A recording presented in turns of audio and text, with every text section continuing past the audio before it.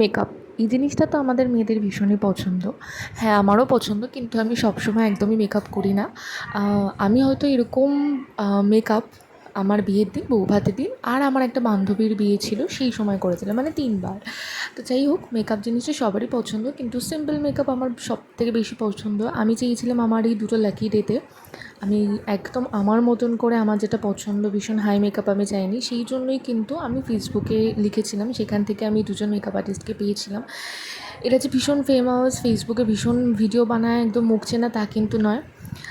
তাদের কাজ আমি দেখেছিলাম, অবভিয়াসলি তাদের উপর বিশ্বাস করেছিলাম, এবং প্রত্যেকটা মেকআপ আর্টিস্টই কিন্তু চায় তার কাজটা প্রত্যেকটাতে বেস্ট 100% দেওয়ার জন্য, এবং আমার দুজন মেকআপ আর্টিস্টই একদম তাদের 100% দিয়েছে। দুটো লুকই আমার ভীষণ পছন্দ হয়েছে। মেকআপ আর্টিস্টের বিশ্বাস করা ভীষণ প্রয়োজন। আমি যেরকম এদেরকে বিশ্বাস করেছিলাম, এবং আমাকে বেস্ট লুকটাই দিয়েছে।